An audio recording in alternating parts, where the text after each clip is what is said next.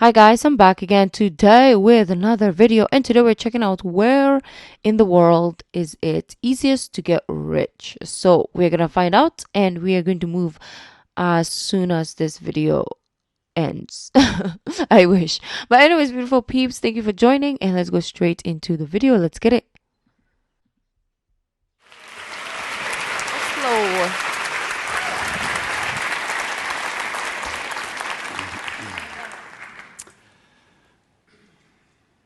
Where in the world is it easiest to get rich? That's the question I asked my professor when I studied sociology in the early 90s, because he was having a lecture about social democracy, Scandinavian welfare state, and he was a classical left-wing sociology professor, and he could not hide his enthusiasm when he talked about these egalitarian societies with no rich people and no poor people. But I, on the other hand, I was writing my master thesis about rich people. So when I interviewed my informants from the upper classes, they all said the same thing. Life in Scandinavia is tough. We have to work twice as hard to earn money because we have to struggle against high taxes, strong unions controlling the wages, and a generous welfare state that makes people lazy. As one rich guy told me, he said, they call it a social security net. Well, I call it a hammock. I like this.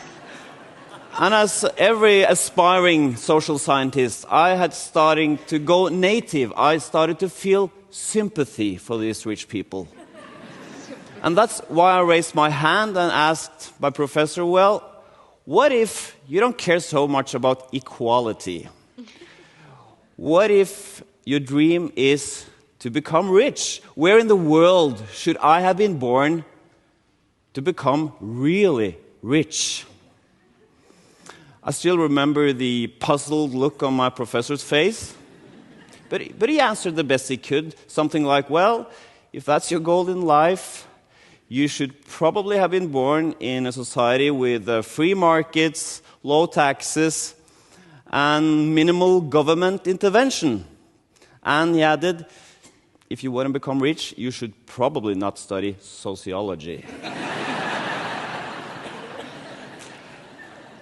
And that was a good answer, and the best guess we had back then.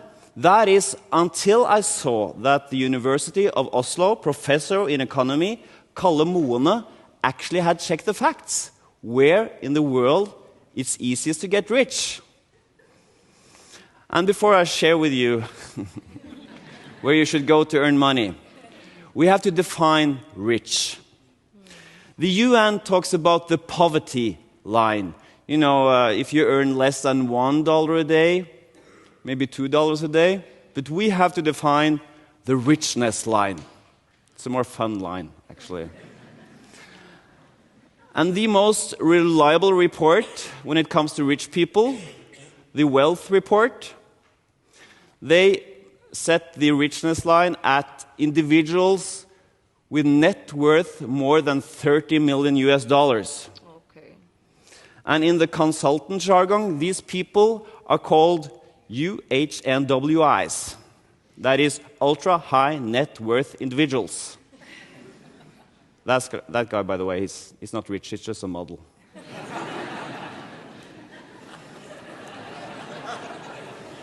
Actually, on the lower part of the model. Part. And I saved some money by keeping the watermark there as well. Okay. Smart. So, according to the Wealth Report, there are more than 170,000 UHNWIs in the world. And here's the top 5 list of countries with the most rich people. Number 5, China, with more than 8,000, UK, Germany, Japan, and on top, of course, United States with more than 40,000 rich people. But of course, we're not interested in the absolute numbers here. We are interested in rich people per capita, per million inhabitants. And if we leave out the pure tax havens, like Cyprus Monaco. and Switzerland, Hong Kong, Singapore, Monaco, who have an artificially huge share of rich people, it turns out that we have on number 5 Denmark with 179 rich people per million inhabitants, Canada, New Zealand, Sweden, and on top Norway. But where's the US? On place 13. It's not even a nice number. So what happened to my old professors, social democracies? There are no rich people there. But okay, $30 million, that's just pocket money in a country like the US, where people can get insanely rich. I got the watermark again. Outline. So let's rise the richness line up from $30 million up to $1 billion. Okay, wow. And the most reliable source here is the Forbes billionaires list. And according to the Forbes, if we look at billionaires per million inhabitants, on number 5, Germany, 1.2 million billionaires. No, 1.2 billionaires per million inhabitants. United States, 1.7, Norway, 2, Sweden, and on top Iceland with 3.1. With a single billionaire, Thor Bjørgolfsson.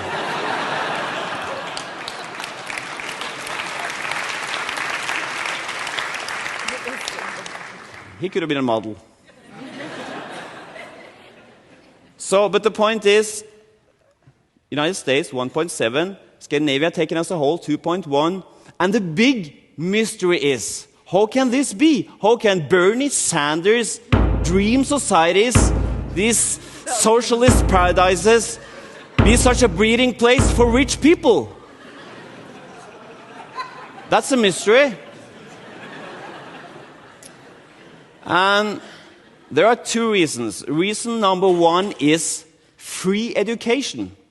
Social democracies give free higher education to everybody, and cheap student loans and grants, and that enables more people to use their talents and earn money. We can see this in the social mobility numbers. Imagine all fathers in a society, and we divide them into 5 groups based on income, from the bottom 5th up to the top 5th. And then we look at their sons, and then divide their income into 5 steps. And we see how many sons of the fathers from the bottom income end up on top. How many sons goes from rags to riches? If it was perfect social mobility, if talents and opportunities were equally distributed, 20% from the bottom would end up on each of these 5 ladders. So let's look at the numbers for the different countries. In Denmark, they're pretty close to perfect social mobility, with 14% goes from rags to riches. In Norway, it's 12, Sweden, 11, United States, 8. Because of free education, there are more self-made men in Scandinavia than in the US. And if we look at those sons who don't end up on top, but stay on the bottom, who goes from rags to rags, again, 20% would be perfect mobility. In Denmark, 25% ends up on the bottom. Sweden, a bit more. Norway, look at the United States. This is because education in the United States is very expensive. But the second and most important explanation for Scandinavia being such a breeding place for rich people is this. Have you ever noticed, if you've been to the United States, when you drive around and you drive through a toll plaza, there's actually people sitting there taking your money. Compare that to my local toll plaza. Just a sign with some gizmo attached to it. And when you go to a supermarket in the United States, there are actually people there helping to pack your things into your bags. It's very friendly and convenient compared to my local grocery store. It's like this. There's nobody there.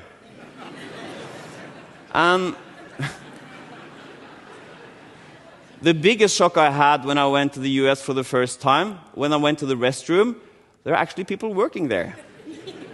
Same here. Compare that to my local public toilet. There's not even a cleaner there. It cleans itself automatically. And the reason for this difference is that Scandinavian unions are pressing up the minimum wages. So it's so expensive to have these people working there. In Norway, a toll booth operator, supermarket packer, and a restroom janitor would earn almost 3 as much as in the US. And that's why we have replaced these people with machines. And that is why I was surprised when I saw this article in the New York Times in 2014, preparing for chip and PIN cards in the United States. Because in the United States, people are still using paper checks as a method of payment, while Scandinavian banks have made us start using chip and PIN cards long ago. Because the minimal wages here are so high, so Scandinavian banks can't afford having people manually controlling the checks. So Scandinavian companies, because of the unions pressing up the wages, they have to downsize and introduce new technology, or else they will go broke. And new technology increases the productivity in a society, which in the long run also increases profit. And on the upper end of the wage ladder, in the name of solidarity, I low-key want to send this to our people in the government, because I feel like it's much needed education for them. I don't know why. I feel like they don't know this. I mean, I don't know about this, but at least they should have some clues to this, right? They should be working on implementing this type of system. But I don't think it's happening. I think they are working on implementing system of how to get richer for themselves. But as a country, I don't think anything is being done. Not to say everybody's corrupt, but, most of them. So, if there's... can I send this to, the government page? Watch this. This is so smart. It actually makes so much sense. You can see those countries wherein, Japan, those countries that use a lot of automated system instead of people doing things for you. It's actually economically successful compared to places like here, when we get things done for us a lot, your gas, the supermarket, like you said. It's so similar to the States, though we're just poorer, right? Scandinavian unions hold back the highest salaries of the skilled workers. So, for example, a Norwegian senior engineer, he's my uncle, by the way. Looks sad. I mean, look the same. That's why there's no watermark there. Actually, he would look cooler with a watermark, but he earns on average per year $76,000, while his American colleague earns more than $100,000. So American engineers, American, they are not only more good looking, but they are more expensive. So of course, this wage restraint on high-skilled work, it's good for profit. So the unions are in effect subsidizing the capitalists.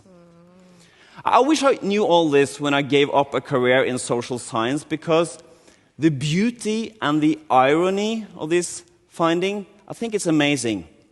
On the one hand, you have my rich informants that complained about how hard it is to get rich in Scandinavia, and they had it all wrong. Not only is it easier to get rich in a social democracy, but they are critical to the very institutions that have helped them getting rich. High taxes, which gives free education and more talent into the economy. Strong unions that are helping increasing the productivity. Yeah, that's why you say and the that. generous welfare state. Sorry if I keep pausing. If you don't like my commentary, you can watch the video on your own. It's free.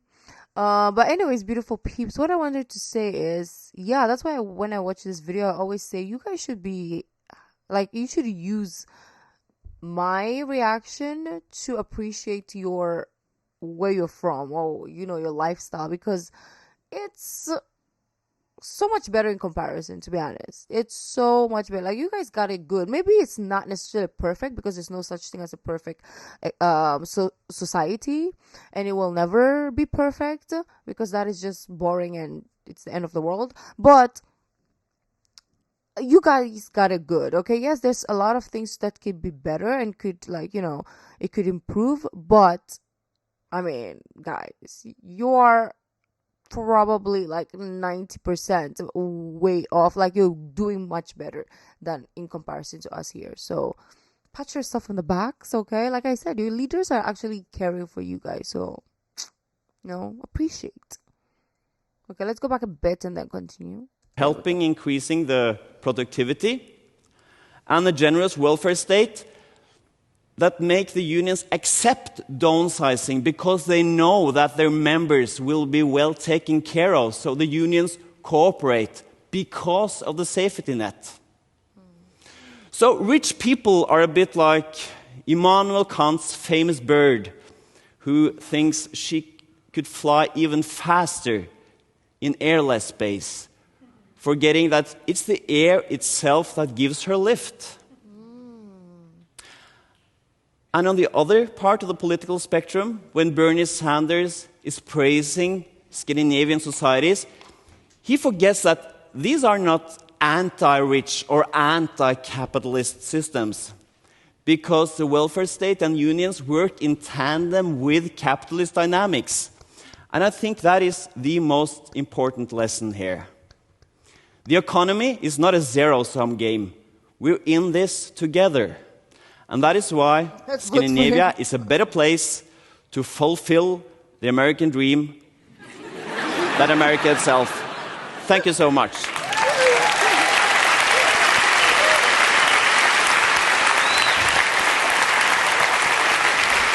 I'm moving. Yeah. So basically, he just realized that he got it. That he got it. Like, he's where the money is, right? So that's great. And thank you for sharing. Now we're all gonna move to people are saying, oh, we're gonna be going to Mars with Elon. Nah, I'm moving to Norway. Okay, heaven on earth, I'm going there, or anywhere in Scandinavia. But anyways, beautiful peeps, this is so informative. And I wish my taxes was doing something. I wish my taxes was doing something. Like, they always increase it every year, and I get super pissed about it. But I hope that the reason why it's increasing is for the right reasons. Okay, I'm not gonna be pissed anymore. I'm gonna accept it. Philippines that you are increasing the tax all the time, even if I don't see where it's going, but I'm gonna give you the benefit of the doubt because of this TED Talk. Yeah, so if you're from there, let me know if there's more stuff that you want me to, know that he didn't mention. And yeah, this has been super, super interesting.